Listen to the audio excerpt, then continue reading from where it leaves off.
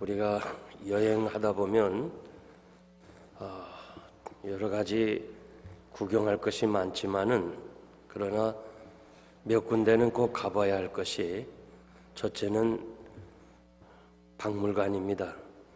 박물관을 가보면 그 나라 과거의 역사를 볼 수 있고 지금 우리가 행하고 또 추구하는 것이 잘 됐나 안 됐나를 판단 비교해 볼 수 있습니다. 그리고 시장을 가보면 지금의 경제와 정치와 사회 구조를 볼 수 있습니다. 그리고 대학을 가보면 그 나라의 미래를 바라볼 수 있습니다. 지금 미국이 이렇게 젊은이들이 참 방황하고 죄악된 길에 들어가 있지만은 그러나 이 대학의 도서관을 가보면 미국은 미래가 어둡지 않습니다. 하버드 대학원 이 도서관 가보면 하버드 대학 내 도서관이 100개나 넘는데 그 도서관마다 밤을 새워가면서 공부하는 학생들이 있습니다.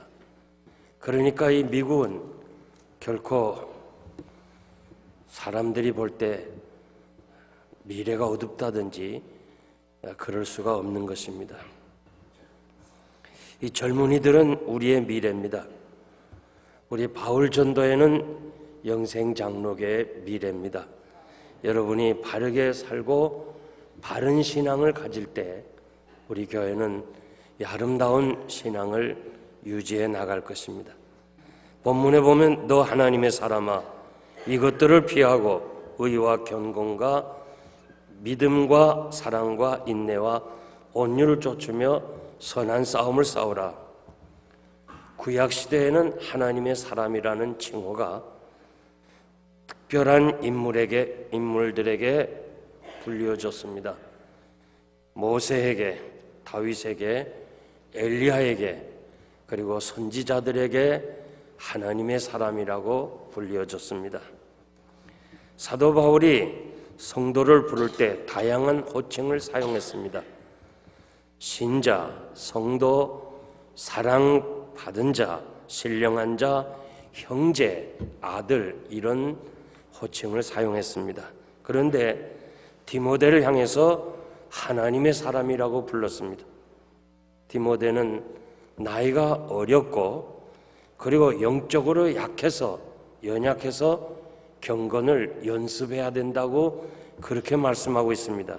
그런데 사도 바울에게 하나님의 사람이라고 부른 것은 구약의 위대한 모세나 다윗이나 엘리야처럼 그렇게 살아가려고 하는 그 소원과 함께 그 바울의 희망적인 그런 말씀이라고 해석하고 싶습니다.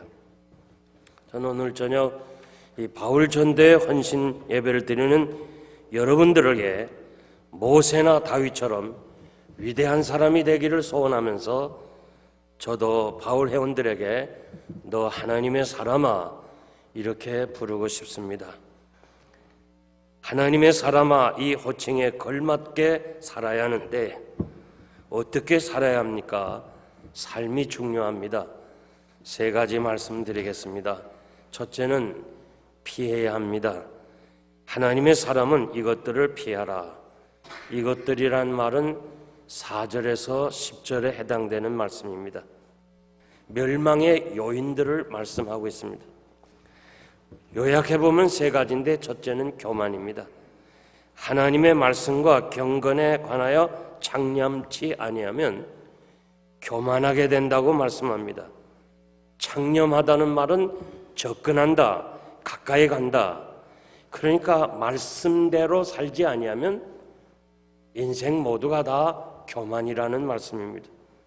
시편 119편 9절 말씀 보면 청년이 무엇으로 행실을 깨끗게 하리까 주의 말씀을 따라 삼갈지어다. 말씀으로 상가하지 아니하면 결코 깨끗할 수가 없습니다. 말씀대로 살아가지 아니하면 교만할 수밖에 없습니다. 교만하면 변론과 언쟁을 좋아한다고 말씀합니다. 왜냐하면 교만은 믿음의 그 연약한 것을 보여주기 때문에 그렇습니다. 젊었을 때는 하나님보다 자기 자신을 더욱 의지하기 때문에 창조주를 기억하라. 노인을 향해서 기억하란 말 안 했어요. 노인이 되고 나이가 들면 다 하나님의 품으로 돌아오게 돼 있습니다. 젊었을 때는 그렇게 자유주의적으로 나가다가도 나이가 들면 다 보수적으로 돌아오게끔 돼 있어요. 왜냐하면 가야 할 곳이 바로 천국이기 때문에 그렇습니다. 젊은이들은 자신을 믿고 자기 의지대로 자신의 욕망대로 살기 때문에 창조주를 기억하라는 거예요. 교만이 따로 없습니다. 자아가 죽어야 돼요. 그렇지 않으면 죄 아래 태어난 인생은 모두 교만한 거예요. 자기가 죽어야 돼요. 모든 교만은 죽지 않아서 생기는 거예요. 자기를 부인하고 자기 십자가를 져야 돼요. 오늘 죄 아래 태어난 인생은 모두가 다 자기가 남보다 낫다는 거예요. 남편은 아내보다 낫다 생각하고 아내는 남편보다 낫다 생각하고 모두가 다 자기 중심으로 살아가는 거, 이거 교만이에요. 아무리 아름다운 대리석이 있다 할지라도 그 자체를 내버려 두면 돌덩이에 지나지 않습니다. 그러나 예술가가 그것을 만지고 자르고 다듬고 깎아내면 작품이 되는 것입니다. 우리가 이 돌덩이 같은 우리들이 하나님의 말씀으로 깎아내고 자르고 다듬어지고 이 깎아지는 아픔, 이 겉사람이 죽는 인간의 껍데기가 벗겨지는 이 아픔을 통해서 우리가 하나님이 원하시는 사람으로 만들어가는 것입니다. 그래서 이 거룩이라는 말, 가도시라는 이 말은 자른다는 말이에요. 하나님의 말씀이 아닌 건 잘라야 돼요. 하나님이 원하지 않는 것은 아무리 좋은 것이라 할지라도 잘라야 돼요. 아무리 귀한 친구라 할지라도 하나님의 말씀이 아니라 하면 떠날 줄 알아야 돼요. 나의 못된 성격, 생활의 자세, 이대로는 겸손할 수가 없는 것입니다. 말씀으로 다듬어야 하나님이 원하시는 겸손으로 나갈 수 있습니다. 모세는 40년 광야 생활에서 하나님의 사람으로 변화되었습니다. 다윗은 10년 동안 사울왕의 핍박을 통해서 그는 하나님을 의지하며 살게 되었습니다. 요셉도 애굽의 고난에서 그 시련을 통해서 자기를 부인하고 하나님을 온전히 의지하게 되는 하나님의 사람으로 변화되었습니다. 진리는 버리면서 얻어지는 것. 내 의지라든가 내 지식이라든가 내 경험이라든가 내 생각이라든가 내가 제일이라는 이 사실이 하나씩 하나씩 버려지면서 하나님의 말씀으로 우리가 새로워지고 성령을 쫓아 행하게 되는 것입니다. 성령을 쫓아 행하라, 이 말은 성령의 지시를 따라서 변화되어 가라, 그런 뜻입니다. 그러므로 우리는 모두가 다 이 교만하다는 것을 기억하고 우리 자신을 항상 돌아볼 수 있는 사람이 되어야 돼요. 남을 절대 볼 거 하나도 없어요. 두 번째는 세상의 것들입니다. 세상에 올 때 아무것도 가지고 온 것이 없습니다. 그러므로 아무것도 가지고 갈 것이 없습니다. 세상의 것을 부러워하지 말라. 에서가 야곱에게 장자권을 팥죽 한 그릇에 팔았습니다. 이 사건을 경홀히 여겼다. 창세기에는 그렇게 기록이 되어 있는데 히브리서 12장 16절 이하에 보니까 이 행위가 망령때에 행하였다.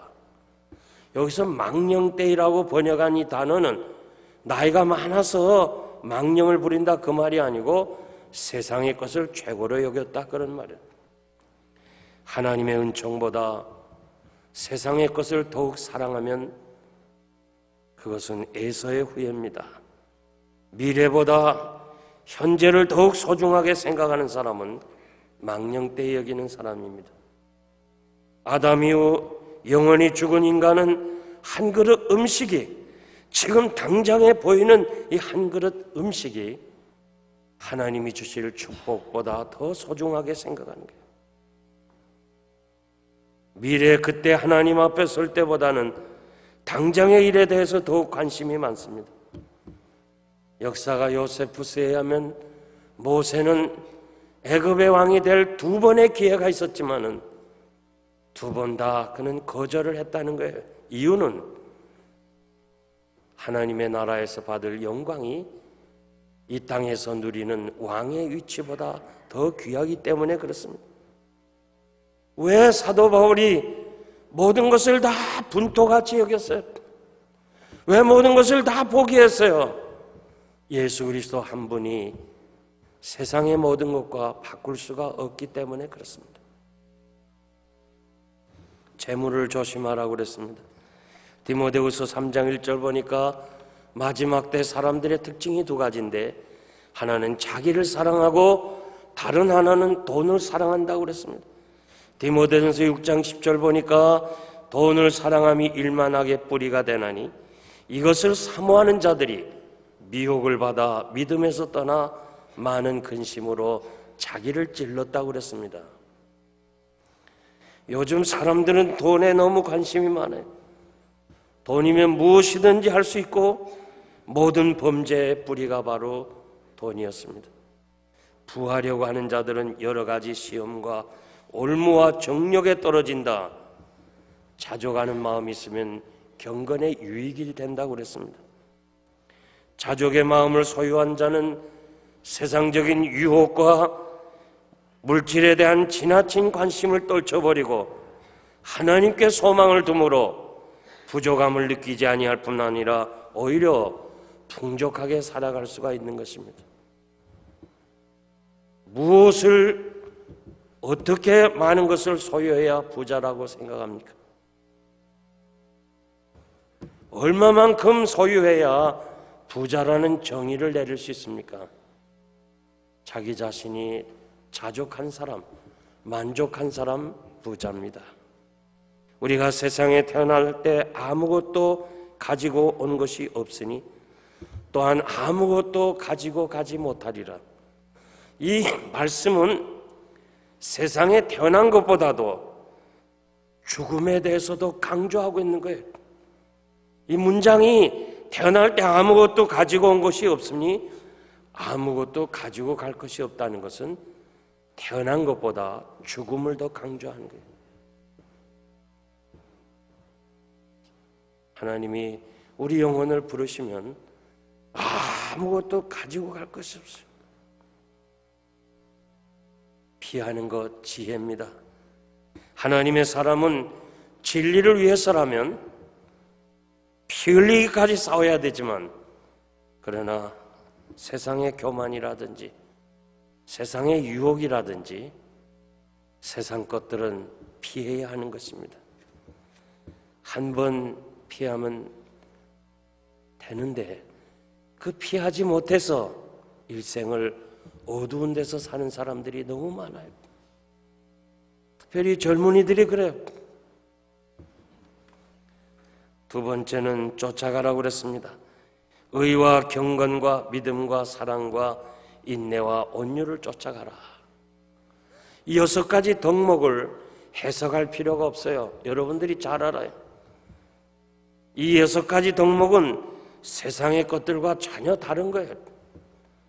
내가 편하게 살려고 하면 이거 못해요. 하나님의 사람들에게는 거룩한 부담이 되는 내용입니다. 의는 공의를 말하는 거예요. 경건은 하나님의 성품을 닮아가는 행위예요. 믿음은 하나님의 말씀과 그리고 하나님의 은혜를 의뢰하는 거예요. 사랑은 신앙의 핵심이에요. 꽃이에요.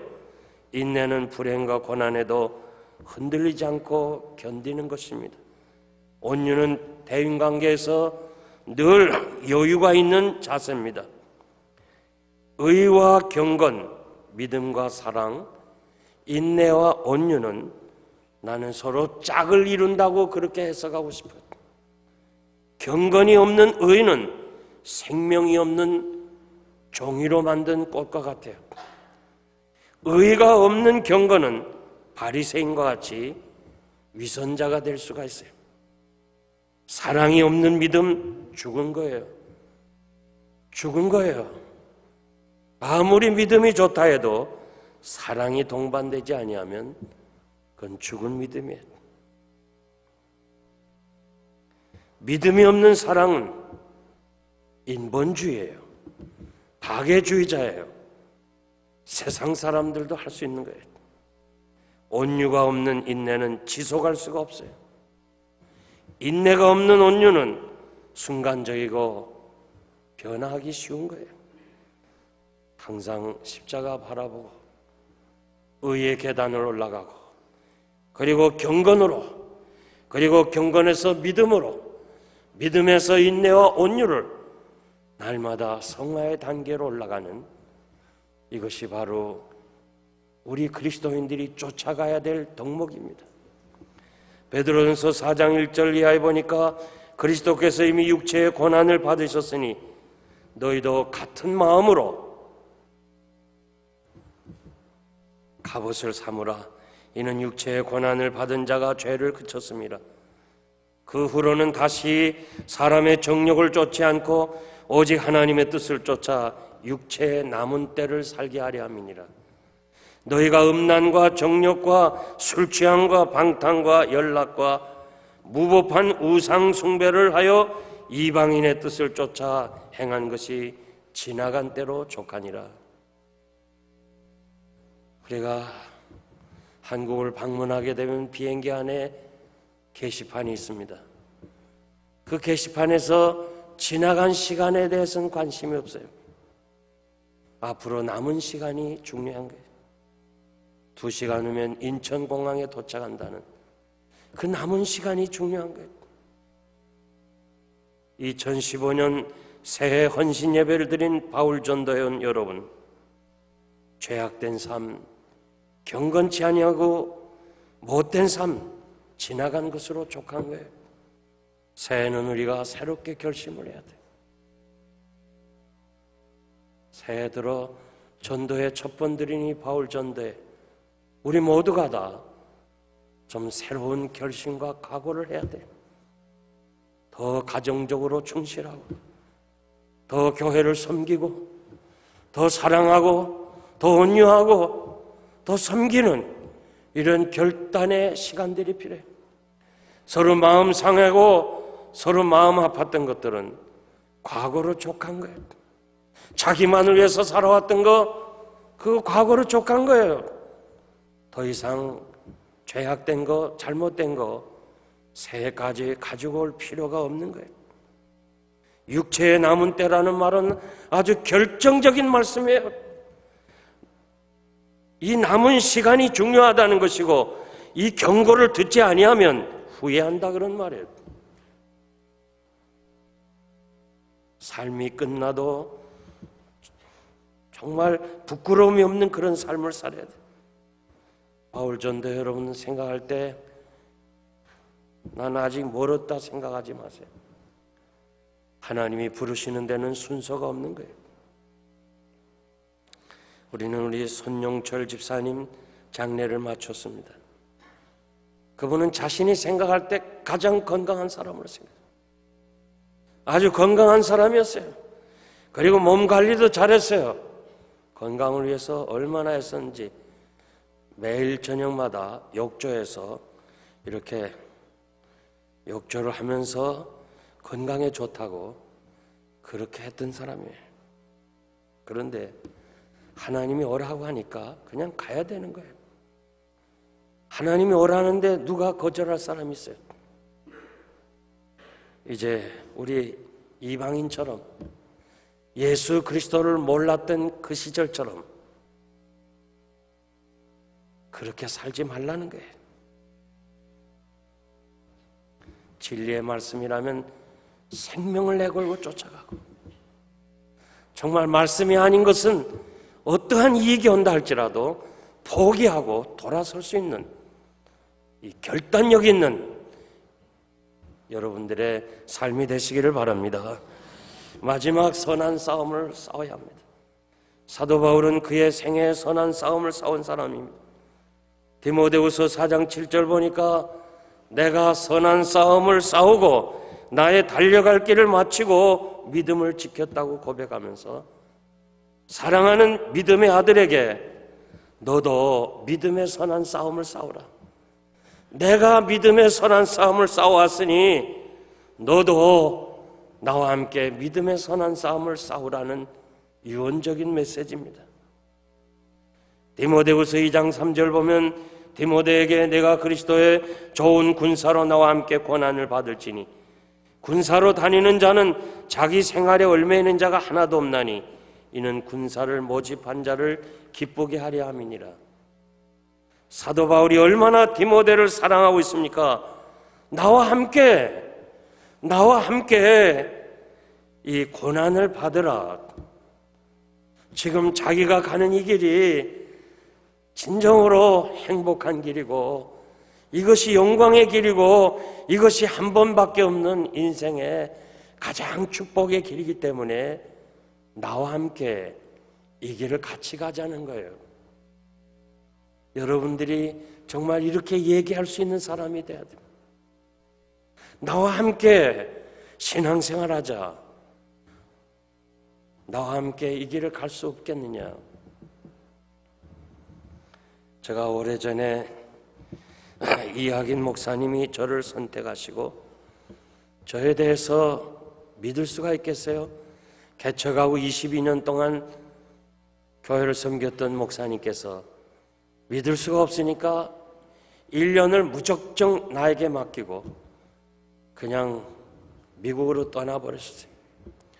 언제 오겠다는 말씀도 안 하시고 그냥 떠났어요.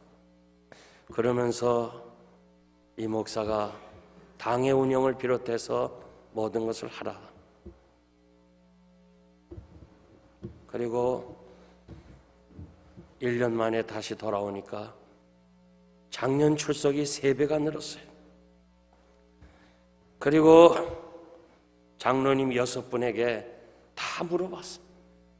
지나고 나서 안 사실인데 6명에게 다 한 달에 한 번씩 나에 대해서 보고를 하게 했어요. 그래서 전화로 혹은 편지로 모든 사람이 다 좋다는 얘기를 듣고 공동의회를 했어요. 공동회에서 만장일치로 한 사람도 반대가 없이 위임 목사로 됐어요. 그때가 제가 31살이었는데 위임식 3일을 앞두고 자기가 지나온 신앙의 그 투쟁, 주의를 지키기 위해서 공산당과 싸웠던 일, 순교를 각오하고 진리를 위해서 싸웠던 그런 일들을 3일 밤을 불러가면서 쭉 얘기를 하는 거예요. 그러면서 내가 이렇게 살아왔으니, 내가 이 교회를 이렇게 목회했으니 이 목사가 이것이 좋으면 하고 그렇지 않으면 이 목사 원하는 대로 하시오. 여러분 지금 목회 철학 그 성도의 기본 생활 5가지 그 이학인 목사님한테 배운 거예요. 그 5가지 안 하면 세례 안 줬어요. 이건 기본이라는 거예요. 그래서 제가 이렇게 말했어요. 목사님이 하신 대로 그대로 하겠습니다. 그대로 주의를 거룩하게 지키겠습니다. 그리고 미국에 와서 첫 번째 제가 교회를 맡아서 이 재직회를 하는데 이 켄터키 프라이 치킨을 다 사왔어요. 주일날. 이거 어떻게 해요? 그래서 제가 이렇게 말했어요. 다음 재직회는 제가 점심을 싸올 테니까 앞으로 우리 물건 사지 말자. 그리고 영생교회를 개척하면서 여러분 아세요? 제가 당회와 싸우면서 주일을 지킨 거예요. 주일날 자꾸 야외 예배 가자는 거예요. 난 안 간다고 그랬어요. 다 가세요. 난 안 갑니다. 결국 영생교회가 부흥된 것은 하나님이 원하시는 대로 거룩하게 주일을 구별했기 때문에 그래요. 만약에 우리가 이것이 무너지면 우리 미래는 어두운 거예요. 소망이 없어요. 이 큰 예배당이 언제 다 빌는지 몰라요. 우리가 진정으로 하나님 앞에서 바르게 살아야 돼요. 저는 바울 전도 여러분들이 앞으로 장로님이 되실 거예요. 세월이 지나면 여러분들이 이 교회 지도자가 될 거예요. 나와 함께 이 주일을 거룩하게 지키고 마지막 하나님의 사람으로서 구별된 이 공적 예배를 중요하게 생각하고, 저는 지난 주일에 우리 교인들이 오다가 이렇게 참 여러 가지 사고를 당했다는데 너무너무 감사했어요. 하나님이 얼마나 기뻐하실까요? 아예 그냥 눈만 오면 꼼짝 못하는 현실에서 그래도 주일날 하나님 앞에 나가 예배드리자 하면서 오다가 사고 난 사람은 하나님 나라에서 별과 같이 빛날 거예요. 오늘 이 바울 전도의 찬양이 너무 귀한 찬양이에요. 여기에 모인 우리들이 복받은 사람이에요. 여기까지 그 눈 좀 온다고 해서 하나님 앞에 나와 드리는 공적 예배를 소홀히 한다는 것은 하나님 앞에서 잘못된 거예요. 적어도 장로님들은 공적 예배에 나와야 돼요. 눈이 오든 비가 오든, 오다가 교통사고를 난다 할지라도 하나님 앞에서 주일을 거룩하게 지켜야 돼요.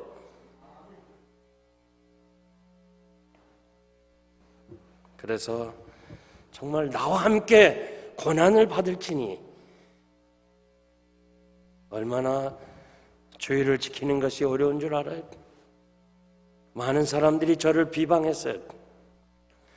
어떤 목사님은 주일날 그렇게 가게를 하는데 목사가 교회 오라고 하지 말고 그들의 정말 이민생활 힘들고 어려운데 삶의 현장으로 찾아가서 예배를 드려줘야지, 그들이 주일날 가게 문을 열고 주일을 지키지 못하는 그 아픔을 이해해야지, 주일을 지키라고 문 닫으라고 하는 건 잘못된 것이라고 그렇게 비난하는 목사님들이 있었어요. 그런데 세월이 지나니까 결국 그분들이 다 떠나고 결국은 그분들이 섬기는 교회들이 다 문을 닫게 된 거예요. 오늘 바울 사도가 디모데에게 나와 같이 정말 우리가 마지막 때에 진리를 위해서 선한 싸움을 싸우는 영생을 취하는 이 일이 쉬운 일이 아니에요. 나와 함께 고난을 같이 받자는 거예요. 바울 전도 여러분, 여러분들이 나와 같이 고난을 받고 먼 훗날 여러분들이 이 교회 장로님이 되셨을 때 이 진리를 굳게 지켜서 주님 오시는 그날까지 이 교회가 하나님 앞에서 마지막 때 빛의 사명을 감당해 주시기를 바랍니다.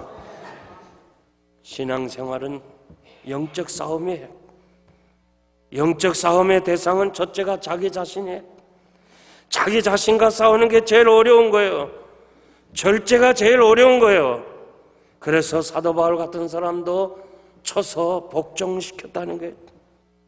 인간의 약점, 자기 자신을 모르는 거예요. 스스로 믿지 못하는 거예요. 아침과 저녁에 변화되는 것이 자기 자신이에요. 모세 보세요. 모세가 40일 동안 거룩하신 하나님의 면전에서 그는 하나님의 말씀 십계명을 받았어요. 그리고 그 얼굴이 해같이 빛났어요.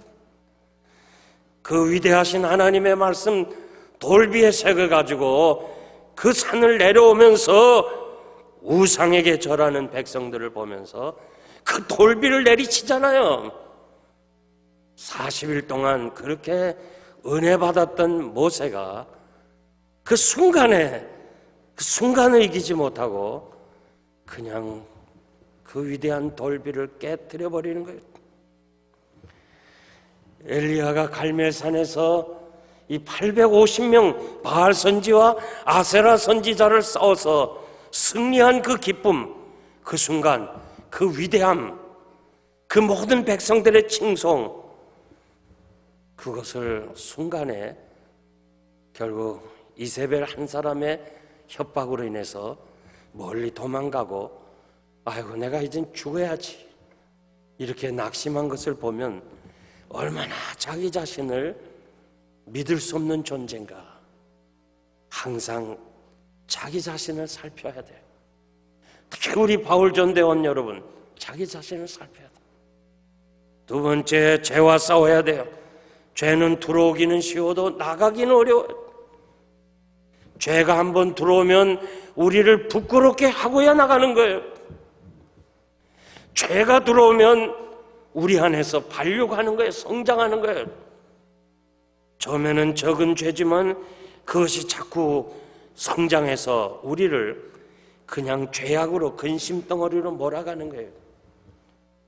모든 근심, 걱정, 불안은 그 근본이 죄입니다. 죄가 있으면 담대함을 갖지를 못하는 거예요. 그래서 로마서 6장 2절 보니까 죄에 대하여 죽었다고 선언합니다. 6장 11절 보니까 너희 자신을 죄에 대하여 죽은 자요 그리스도에 대해서 산 자로 여길지어다. 자기 자신이 죄에 대해서 나는 죽었고 그리스도 안에서 산 자다 하는 이 사실을 확실히 자기 정립을 하라고 말씀하고 있습니다. 죄는 너무너무 사람들을 괴롭게 하는 거예요. 모스크바 가면 붉은 광장에 세계에서 제일 큰 종 219톤 219톤이라는 큰 종이 한 번도 울려버리지 못하고 그 종에 이렇게 금이 갔어요. 이 자유의 종처럼 금이 갔어요. 219톤이나 되는 종이. 안내자가 저에게 하는 말이 왜 이렇게 이 종이 금이 갔냐 하니까 이 주물 틀을 만들고 그 쇳물을 불어 넣는데 거기 물방울 몇 개가 들어갔는데 그것이 굳어지면서 쇠가 굳어지면서 이렇게 금이 갔다는 거예요. 그래서 종이 울려보지 못했다는 거예요. 그 세계에서 큰 종이 물방울 몇 개가 그 속에 들어가서 폐물이 되고 말았습니다. 그렇게 위대하고 존경받는 사람이 그 죄가 순간에 들어와서 결국 폐인이 되는 것을 보면서 죄를 무서워할 줄 알아야 돼. 사단과 싸워야 돼.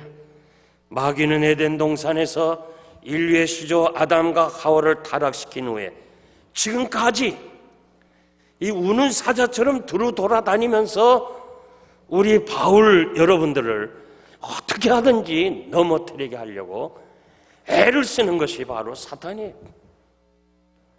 그래서 성경에 보니까 사탄에게 기회를 주지 말라. 양옆에 사람들에게 사탄에게 기회 주지 맙시다. 사탄에게 기회 주지 마. 여러분, 사탄은요 자꾸 넘어지게 하려고 우리를 엿보는 거예요. 그래서 오늘 부부가 앉아있는 분은 정말 귀한 거예요.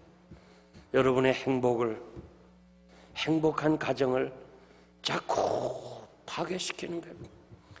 영생교회 파괴시키는 건 좀 힘들어요.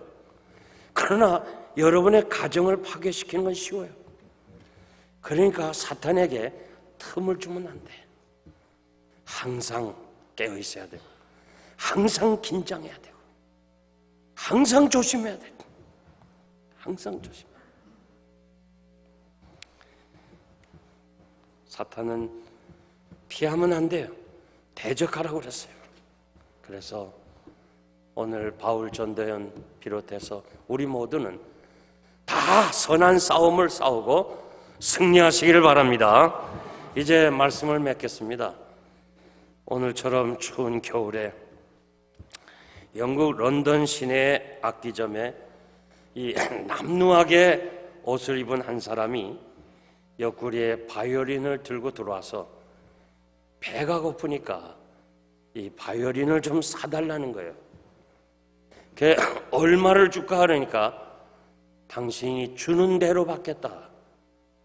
나는 지금 먹고 있어야 될 이게 배가 너무 고프니까 주는 대로 받겠다 할 때 악기점 주인은 5불에 해당되는 돈을 줬어요.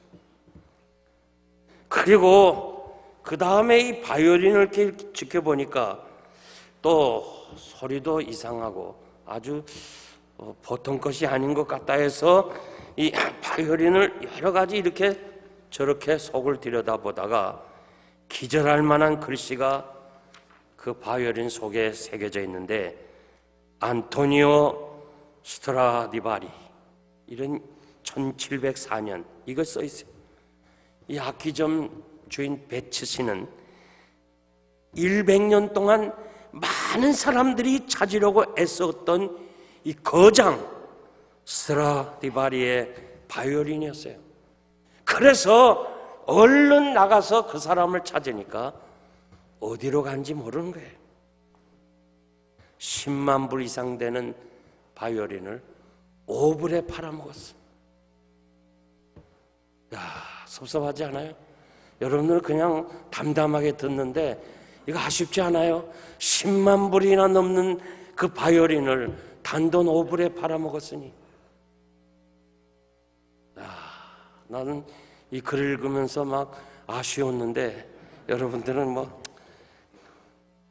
10만 불이 돈이 아닌가 본데 10만 불보다 더 귀한 것이 여러분의 삶이에요. 우리의 이 귀한 삶을 먹고 사는 거, 그 이후로 5불 인생이 돼서는 안 돼. 정말 제가 나이가 들면서요, 또 이렇게 장례를 집례하면서 우리의 생애가, 우리의 삶이, 우리에게 주어진 시간이 먹고 사는 일에만 사용한다면 너무 아까운 생애예요. 너무너무 귀한 시간이야. 이 엄청난 하나님이 주신 생명의 가치를 먹고 사는 일에만 전념으로 다 쓰지 말고, 우리 바울 전도회가 오늘 여러분 마음에 결정한다면, 여러분 마음에 결심한다면 여러분의 생애는 놀라울 거예요. 우리는 모두가 다 살아온 날보다 살아갈 날이 적어요. 그러나 여러분은 살아온 날보다 앞으로 살아갈 날이 더 많아.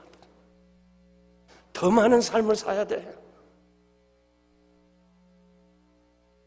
제가 오늘 이 눈이 오는 것을 보면서요, 그 아브라함 전도회장이 날 찾아왔어요. 목사님, 아브라함 전도 헌신 예배가 매번 이 1월 달에 드리니까 눈이 오고 뭐 미끄러워서 전도회원들이 다 못 오니 이 젊은 사람들 좀 해주세요. 그 전도회장은 벌써 미리 다 본 것 같아. 그래서 내가 오늘 눈 오는 거 보면서 야, 진짜 이거 맞는 말이구나. 예? 맞는 말이구나.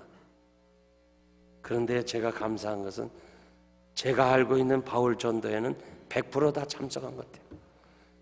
여러분들의 오늘의 이 삶이, 오늘의 이 말씀이 나는 하나님의 사람이다, 나는 하나님의 사람이다, 자기 정체의식을 분명하게 가지면 하나님이 여러분을 통해서 영광을 받으실 줄 믿습니다.